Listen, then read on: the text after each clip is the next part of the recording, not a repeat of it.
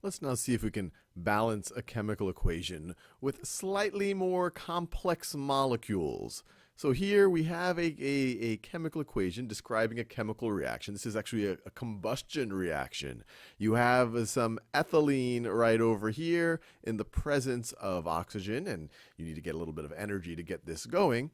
But then you're going to have this reaction that's actually going to release energy as well. But we're not accounting for the energy, at least the way we've written it right over here. You have some ethylene, and this little G in parentheses says it's in the gas form or gaseous form. So gaseous ethylene plus some dioxygen molecule, which is the most prevalent form of oxygen molecule that you would find in the atmosphere. And so that's also in the gas form. Put them together, you end up with some carbon dioxide gas and some liquid water. This is the classic combustion reaction. But now let's think about how do we balance this thing. Let's make sure we have the same number of each atom on both sides. And when you see something more complicated like this, where here I have an oxygen in two different molecules over here, and a lot of these molecules have multiple elements in it, it might be very daunting. Where do I start? And this is where the art of balancing chemical equations starts to come into play.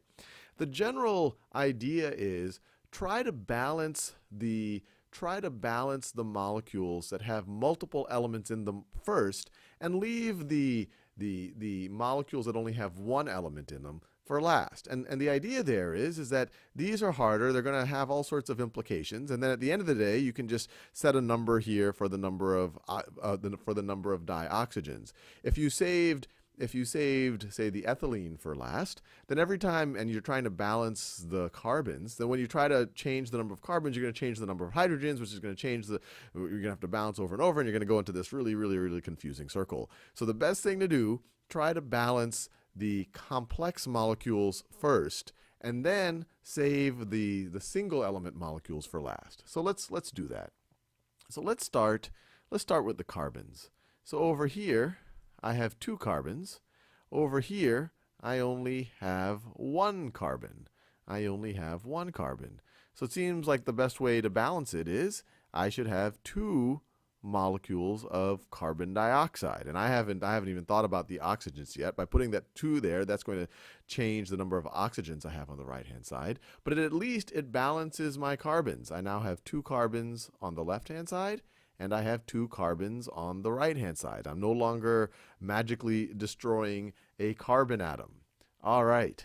Now let's move on to the hydrogens. And remember, what I said is let's wait to do the oxygens last, because we have a molecule that only contains oxygen right over here. So we'll save oxygen for last.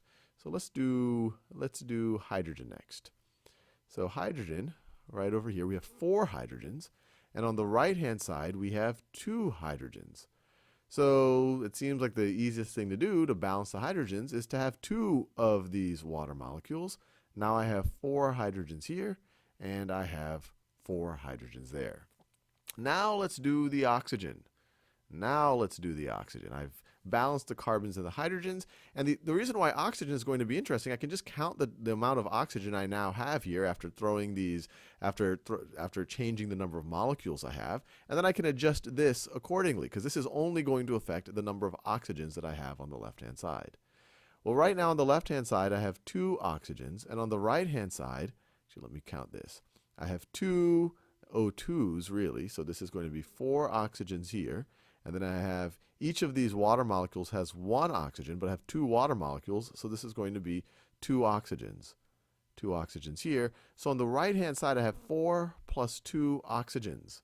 So I have 6 oxygens on the right-hand side. I need 6 oxygens on the left-hand side. I need this number to be 6.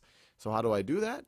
Well, I just need 3 of these molecules. If I have 3 molecules, each of them have 2 oxygens, I'm going to have a total of 6 oxygens. And just like that, we have balanced this combustion reaction, this chemical equation.